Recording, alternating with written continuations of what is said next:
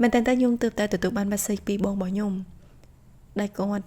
ជាពេទ្យថ្មីហើយគាត់ធ្វើការនៅខេត្តហើយអ្វីដែលគាត់ប្រាប់ខ្ញុំហ្នឹងគាត់ថាគាត់មានអារម្មណ៍ថាធុញណាគាត់នៅធ្វើការតាមមួយកន្លែងអញ្ចឹងហើយរបៀបចេញធ្វើការចាប់បានធ្វើការសម្រាប់សាច់ឡើងគឺគាត់ repeat ជាមួយនឹង habit អញ្ចឹងទៀតហើយអញ្ចឹងមិនន័យថាទោះបីជាគាត់មានជំនាញមិនក៏ដោយក៏គាត់របៀបអត់មានអីថ្មីសម្រាប់ខ្លួនឯងចាំមិនន័យថាចំណេះជំនាញរបស់គាត់នឹងត្រូវបានដកខាត់នៅពេលណាដែលមានភ្ញៀវចូលមកច្រើន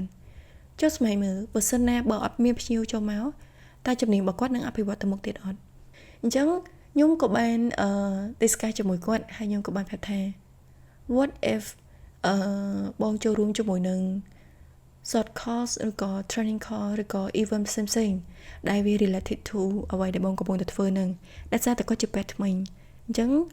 នឹងមានជាមួយនឹងការអ្នកដែលប្រកបបង្កើត event ទៅជាមួយនឹងសុខភាពមាត់ថ្មីឬក៏ពង្រឹងសមត្ថភាពបន្ថែមទៅលើជំនាញជាពេទ្យថ្មីអីចឹងឲ្យត្រូវអត់អញ្ចឹងខ្ញុំ recommend ឲ្យគាត់ចូលរួមជាមួយនឹង event អីទាំងហ្នឹងហើយគាត់ប្រាប់ខ្ញុំវិញថាអូយបងពិបាកឡើងមកពីព្រោះគាត់នៅកំពង់ធំអញ្ចឹងបើសិនជាគាត់ឡើងមកវាពិតជាពិបាកសម្រាប់គាត់អញ្ចឹងឡើងមកពេញឡើងអីចឹងទៅពីព្រោះថាតើតើជាមួយនឹង event ភាគច្រើនគឺគេធ្វើនៅភ្នំពេញហើយខ្ញុំក៏បាន suggest គាត់ another option so what if you join online course ឬក៏ event ដែលគេបង្កើតតាមរយៈជា online ដែលប្រភេទងាយស្រួលសម្រាប់អ្នកដែលគាត់នៅតាមខេត្តអីចឹងណាគាត់ថាគាត់ចូលដែរតាប៉ុន្តែវាអត់សូវប្រហែលទេដោយសារលក្ខណៈ online យ៉ាងហោចណាស់វាអត់ដូចជា face to face talk physical ត្រូវអត់ចាប៉ុន្តែទោះបីជាយើងមានចំណេះជំនាញមិនក៏ដោយក៏យើងជឿអត់ផុតពីការពង្រឹងសមត្ថភាពខ្លួនឯងដែរអញ្ចឹងតើតើជាមួយនឹងការរៀននេះបានន័យថាមិនមែនតែយើងរៀនចប់ master ហើយយើងទៅរៀនជំនាញថ្មីដែលចាប់ដើមតាំងពី bachelor degree មកវិញទេបានន័យថា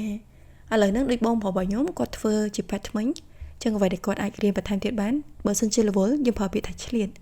អញ្ចឹងគាត់អាចឆ្លៀតទៅរៀនជាមួយនឹងជំនាញពង្រឹងទៅលើសមត្ថភាពធ្វើថ្មី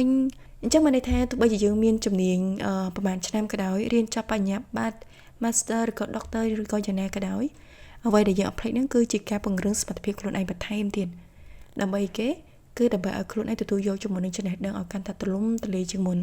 អញ្ចឹងសម្រាប់អ្នកនរគ្នាបើសិនជាមានជា idea បែបណាអាចប្រាប់ខ្ញុំវិញបានតាមរយៈ comment នៅវីដេអូខាងក្រោមនេះ